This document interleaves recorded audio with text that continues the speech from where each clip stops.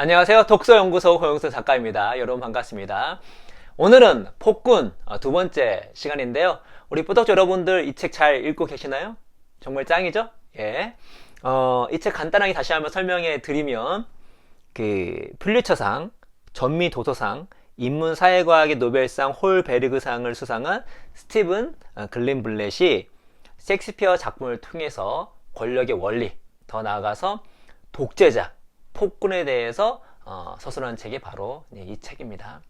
이 책을 통해서 우리는 권력자가 어떤 상황에서 나오는지, 특히 독재자가 어떤 상황 가운데에서 나올 수 있는지, 독재자는 어떤 성격과 어떠한 특징과 어떠한 기술을 갖고 있는지, 그리고 우리 어떻게 하면 이 독재자의 폭군을 극복할 수 있는지에 대해서 나온 책이 바로 스티븐 글린블렛의 폭군입니다. 예, 명품이죠. 오늘 여러분과 나눠볼 이야기의 주제는 나는 왜 너를 혐오하는가? 혐오의 정치, 그리고 극복 방안은 있는가에 대해서 한번 이야기를 해 보도록 하겠습니다. 그래서 이 책의 이 챕터가 당파 정치거든요. 이 책에 있는 내용을 읽어 드리면서 제 생각을 덧붙이고 이 책과 더불어서 함께 읽으면 좋은 책들도 같이 제가 추천해 드리도록 하겠습니다. 런던의 법학원을 수용한 건물들의 인근 정원에서 두 강력한 귀족의 요쿠공과 서머신 공은 어떤 특정한 법률사항 하나를 두고서 심한 언쟁을 벌였다. 두 사람은 그들의 주장을 옆에서 듣고 있는 사람들에게 그 문제를 제정해 달라고 요청했으나 구경꾼들은 신중하게도 끼어들지 않으려 했다. 드라마는 두 공작이 다투고 있는 법률적 문제가 구체적으로 어떤 것인지 제시하지 않는다. 어쩌면 셰익스피어는 그런 세부사항은 그다지 중요한 게 아니라고 생각했을 수도 있다. 정말로 중요한 것은 두 사람이 타협하려 들지 않는다는 것, 오로지 자신의 견해만이 타당한 것이라는 아주 호전적인 확신을 내보이고 있다는 것 등이다. 요코는 이렇게 선언한다. 나의 측면에서 보면 진실은 너무나 뚜렷하게 보인다. 너무 분명하고 너무 명백하고 너무 환하게 빛나고 있어서 눈먼 사람조차도 그 빛을 볼 수 있을 정도이다. 이런 강한 주장은 중간에 있는 회색지대를 인정하지 않으며 합리적인 사람이라면 서로 동의하지 않을 수도 있다는 것을 거부한다. 두 사람은 각자 자기가 내놓은 의심할 나위 없이 분명한 것을 상대방이 인정하지 않는 태도는 변덕일 뿐이라고 생각한다. 여러분은 어떠신가요? 타인, 다른 사람 얘기하지 말고요. 우리 자신, 우리 팀, 우리 집단에 대해서 한번 이야기를 해봅시다. 여러분께서 속한 어떤 정당이 있거나 지지하는 정당이 있거나 혹은 여러분이 속한 조직 내에서 어떤 소속이 있을 것입니다. 혹은 요즘에는 사내 정치도 많잖아요. 사내 정치 안에서 어떤 한 세력에 내가 속해 있을 수도 있죠. 누구 라인일 수도 있죠. 그럴 때 우리가 주장하는 바와 상대방이 주장하는 바가 어떻게 보이나요? 이 요쿠공처럼 보이지 않습니까? 우리가 주장하는 바는 너무나 명백해. 어느 정도로요? 너무 분명하고 너무 명백하고 너무 환하게 빛나고 있어서 눈먼 사람조차도 그 빛을 볼 수 있을 정도예요. 진실이야. 가장 합당해. 근데 너는 왜 그걸 모르니? 이렇게 확실한 거를 라고 생각하고 있지 않나요? 그러면서 동시에 이러다 보니까 우리가 틀렸음을, 내가 잘못 봤음을 인지하지 못하고 있진 않나요?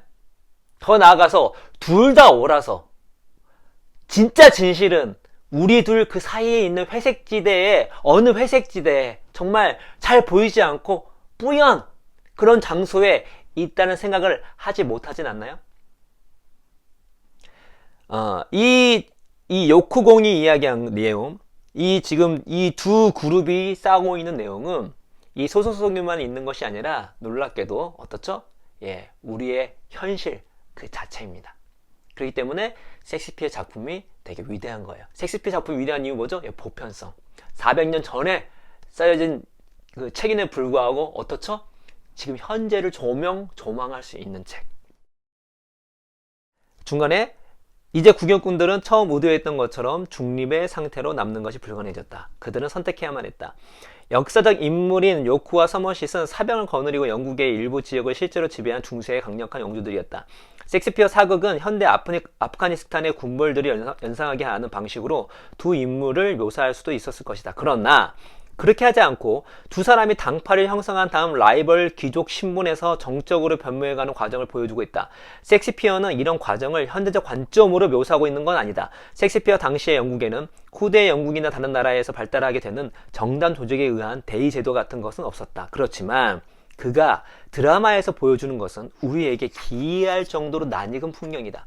장미는 그 당파의 상징이었다. 하얀 장미와 붉은 장미는 서로 적대적인 정당을 가리켰다. 그리고 법전 논쟁, 그 내용이 무엇이든 아주 기이할 정도의 힘을 발휘하면서 붉은 장미냐 아니면 하얀 장미냐의 맹목적 진영 논리로 바뀌었다. 여러분께서 특정 정당을 지지한다고 봅시다. 처음에 어떤 정당을 지지했을 때에는 그 정당이 무엇을 주장하는가에 귀를 기울였겠죠. 근데 어느 순간 내가 특정 정당을 지지하고 거기 마음을 줬어요. 그 이후부터는 어떤 일이 벌어졌나요? 본인 한번 생각해 보세요. 어떤 일이 벌어지죠? 우리 정당이 심지어 무슨 얘기를 하는 것도 중요하지 않아요. 그냥 우리 정당이면 옳은 것입니다. 파란 조끼 입으면 그게 옳은 거예요. 빨간 조끼 입으면 그게 옳은 겁니다. 김상무 라인이면 그게 옳은 거예요. 김상무 얘기하는 게 옳은 거예요. 박상무 라인이면 박상무 얘기하는 게 옳은 겁니다. 우리 팀 얘기하면 그냥 그 내용이 무엇이든 옳은 거예요. 그렇지 않습니까? 여러분, 최근에 1년에 벌어졌던 여러 가지 정치적 사건들을 한번 돌이켜 보십시오. 그 사건들을 나는 어떻게 받아들이고 있는가? 오늘 이 성당 정원에서 커진 당파 싸움은 장차 붉은 장미와 하얀 장미의 싸움으로 되어 수천의 영혼을 죽음의 암흑세계로 몰아넣을 것입니다.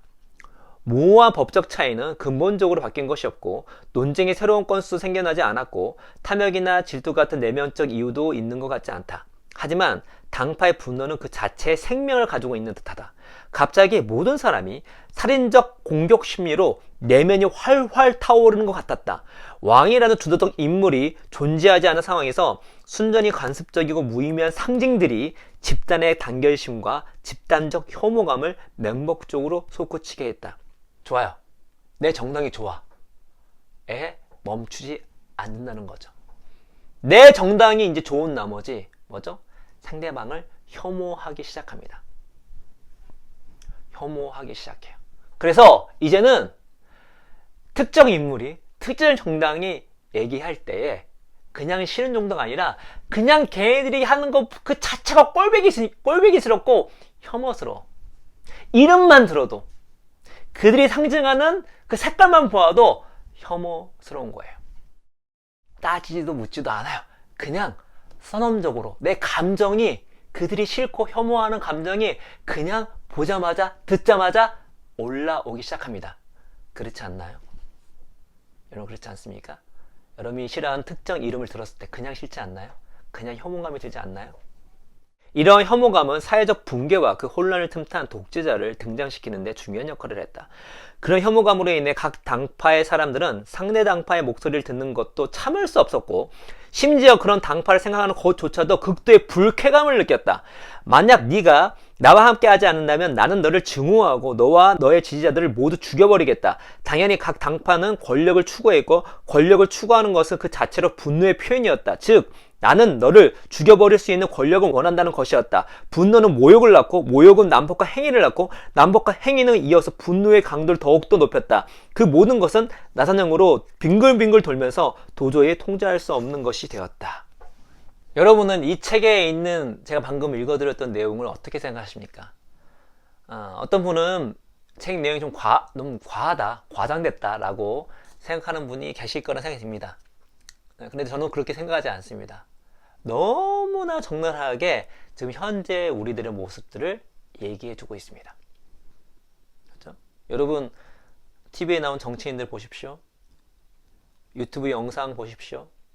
거기 달린 댓글들을 보십시오. 커뮤니티 보십시오. 어떻습니까? 합리적 토론이 되는 곳이 있습니까? 99%는 상대방에 대한 분노와 혐오가 난무하고 있지 않습니까? 내용이 중요한 게 아니에요. 우리 편 아니네? 너 틀렸어. 넌 잘못됐어. 더 나아가서 뭐라고 얘기하죠? 그래, 우리는 뭐 상대방을 뭐 죽일 수는 없으니까 너의 생각과 사상은 틀려 먹었어. 그걸 없애야 돼. 그러기 위해서 필요한 게 뭐야? 우리가 권력을 잡아야 돼. 그것이 옳은 거야.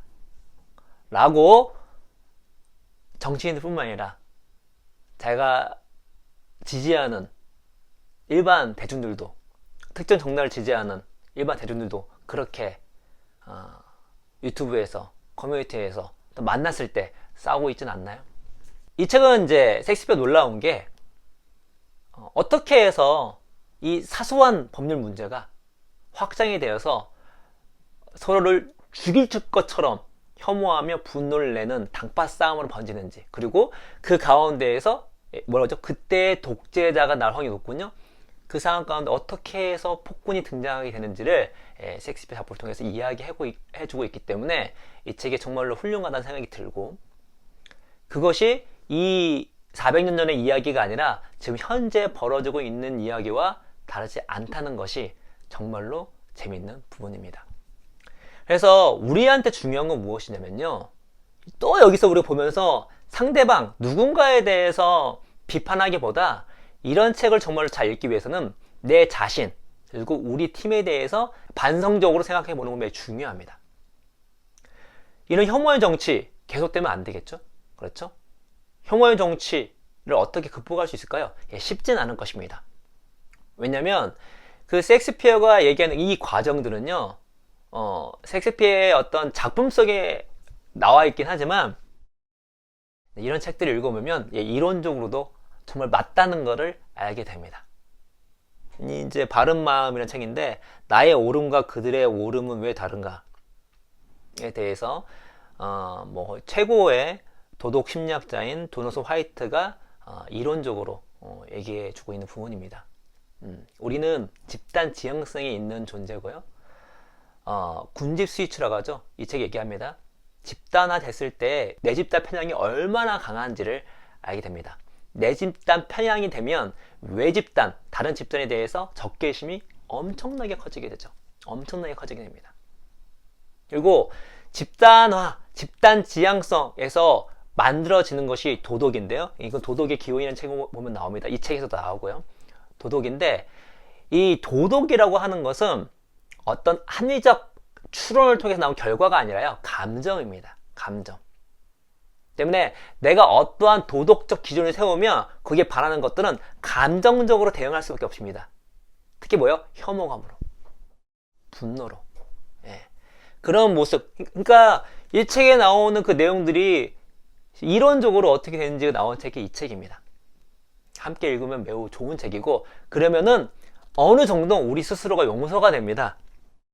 이런 모습이 안타깝긴 하지만 인간이 그렇게 생겨 먹은 거예요. 그러나 인간에게는 이성이 있죠. 이성이 있습니다. 이걸 인정하고 나갔을 때 좀 더 극복할 수가 있는 것이죠. 그래서 우리가 이런 책을 읽었을 때 중요한 거는 결국 어떻게 이거를 극복해 나갈 것인가. 최소한 우리가 우리 나라 전체를 바꿀 수 없겠지만 나는 어떻게 바뀔 수 있을 것인가를 고민하는 것이 중요합니다. 그래서 완벽하게 바꾸기 힘들겠지만 우리가 4가지 정도를 하면 어떨까라는 생각입니다. 첫 번째로는 인정을 하는 거예요. 뭐요? 제가 이 책에서 얘기했던 것처럼 우리는 합리적인 존재가 아닙니다. 합리와 비합리가 종합되어 있는데, 특히 도덕, 종교, 정치에 있어서는 합리라고 하는 거를 그냥 뒤로 던져버리는 경우가 되게 많습니다. 특히 이 분야는 집단화되어 있기 때문에 더욱더 그래요. 나 혼자만 어떤 정당을 지지하는 게 아니라요, 나 혼자만 어떤 종교에 빠지는 게 아닙니다. 거기엔 집단이 있어요. 그 집단에 들어갔는데 그 집단이 지향하는 바 같은 경우는요, 그냥 묻지도 따지지도 않고 우리는 그거를 받아들이게 되고요. 그거를 받아들이지 않는 사람들을 어떻다? 처음에는 거부하고, 더 나아가 싫어하고, 더 나아가서 혐오하고, 분노를 표출하고, 더 나아가고 없애야 할 존재로 생각하는 것입니다. 그러면 안 되겠죠? 그래서 우리가 무엇이냐면 먼저 해야 될 것은 나란 존재가 그렇구나. 심지어 뭐라고 얘기하냐면요, 우리가 어떤 도덕이라고 하는 것은, 도덕적 어떤 판단이라고 하는 것은 어떻게 하냐면 이런 것 때문에 뭐 논리적으로 따져서 하는 게 아니라 감정이 먼저 나오고요.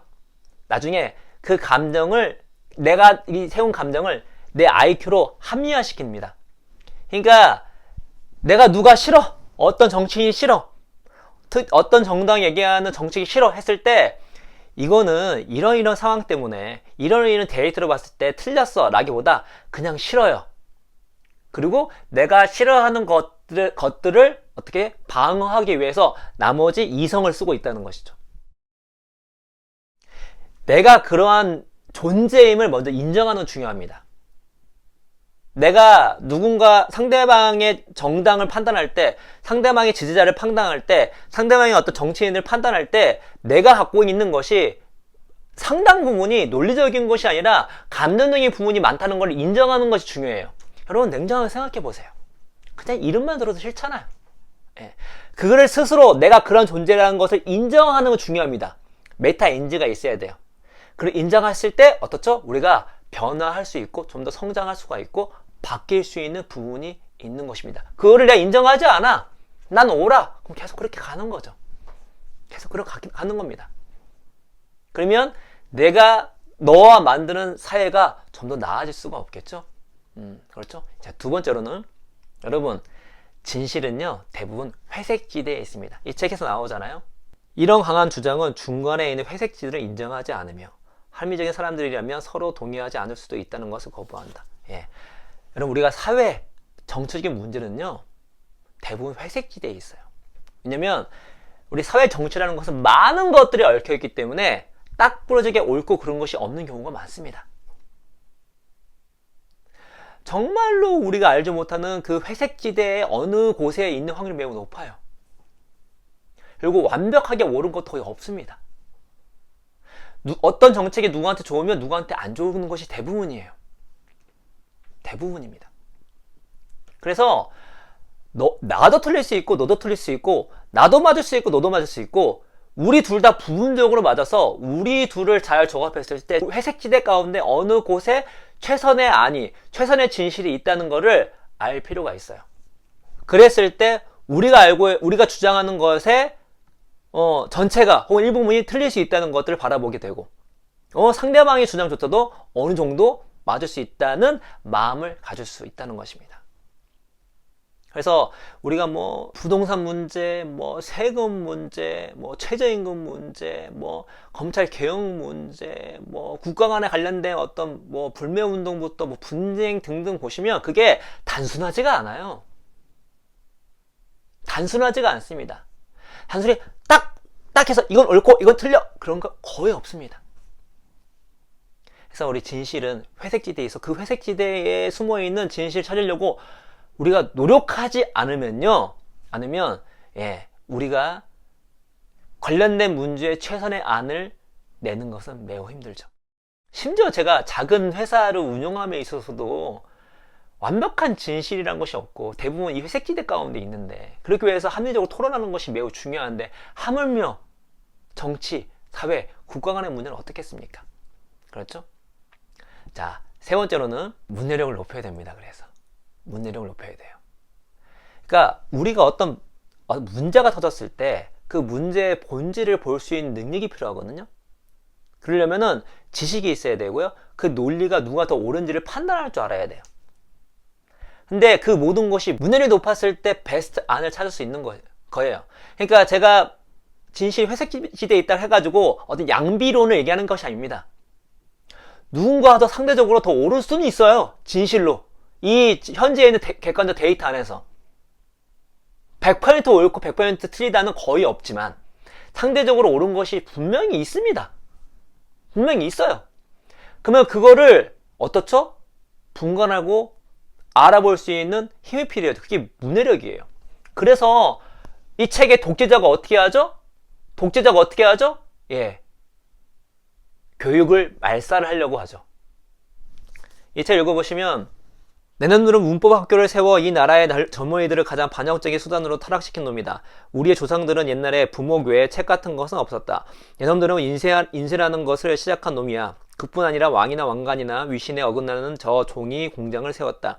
교양 있는 시민, 책을 읽을 줄 아는 사람들을 육성한 것이 세의경의 가장 큰 범죄였다. 이 독재자는요, 일반 대중이 문해력이 높은 거를 별로 좋아하지 않습니다. 왜 그럴까요? 이 책에서 얘기하는 독재자의 기술 중에 뭐가 있죠?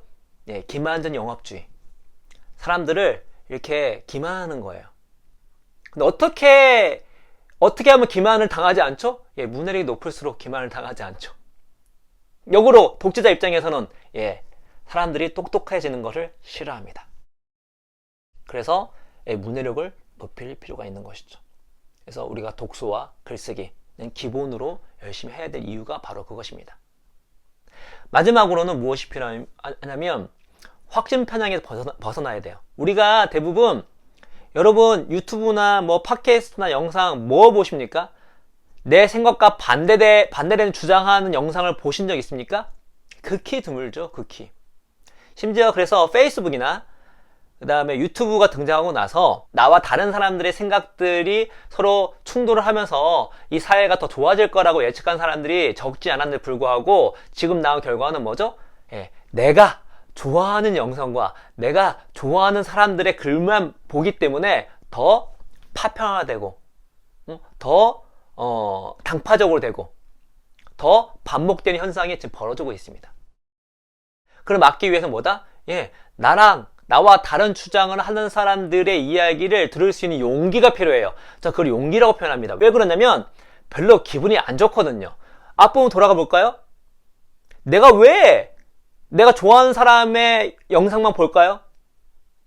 내 주장하는 것이 똑같은 정당의 지지자의 이야기만 들을까요?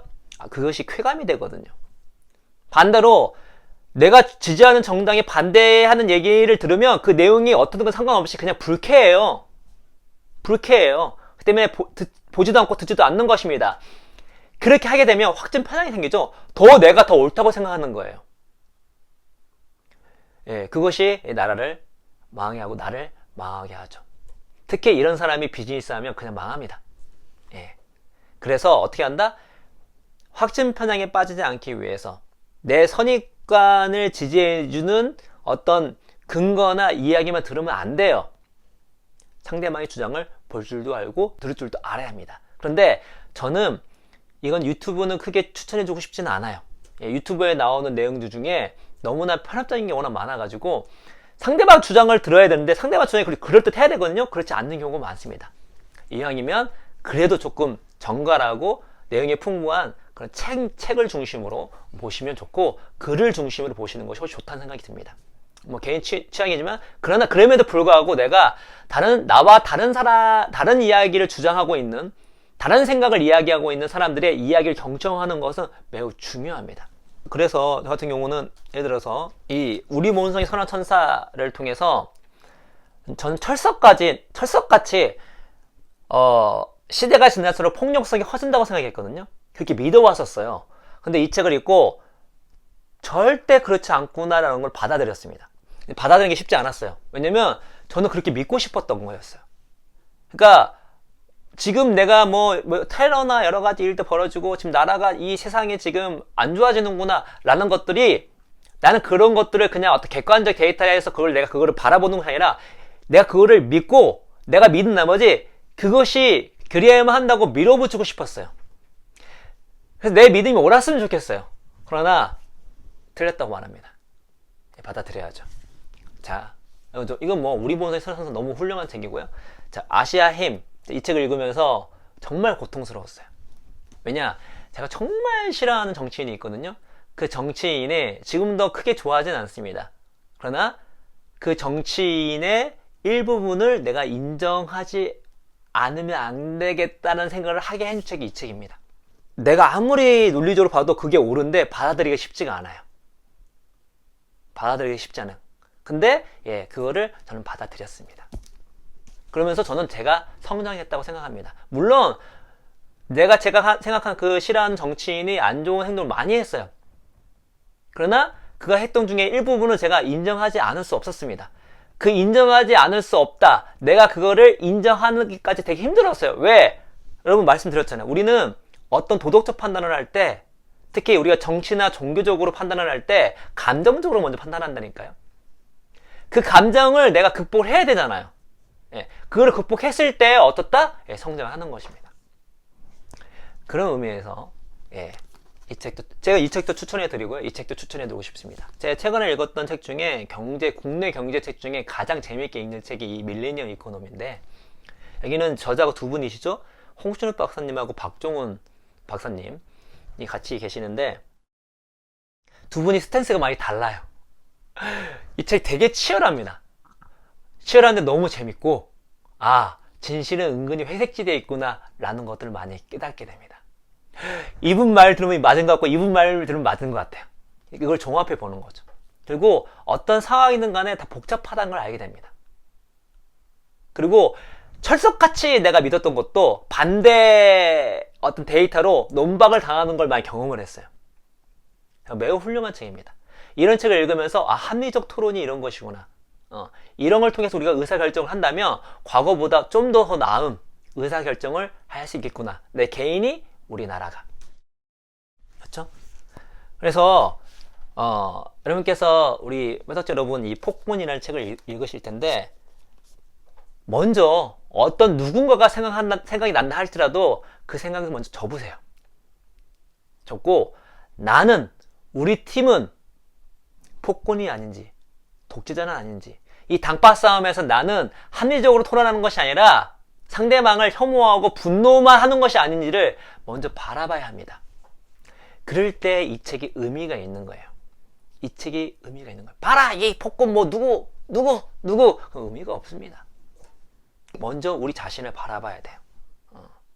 그래서 저는 뭐 이걸로 우리가 뭐 다 바뀌진 않겠지만, 이 영상을 보시는 구독자 여러분들은 이 책을 읽고 나서 나와 다른 주장을 하고 있는 사람들에 대해서 갖고 있는 자기의 감정, 그것이 분노이든 혐오이든 싫은 감정이든 그런 것들을 내려놓고 그들이 주장하는 바를 좀 더 냉정하게 바라볼 수 있는 자세를 우리 연습을 했으면 좋겠고, 더 나아가서 내 자신이 상대방과 합리적 토론을 할 수 있을 정도로 문해력을 높이는 저희들이 됐으면 좋겠고, 그런 과정 속에서 상대방도 오를 수 있고 나도 틀릴 수 있다는 걸 인정하는 가운데 이것이 어떤 작은 조직의 문제이든 정치의 문제이든 국가의 문제이든 간에 이런 우리들의 모습들이 조금 더 모아져서 우리 조직과 우리 나라가 좀 더 나은 정치 문화가 만들어졌으면 하는 말씀을 드리면서 오늘 이야기는 이것으로 마치도록 하겠습니다. 여러분 감사합니다.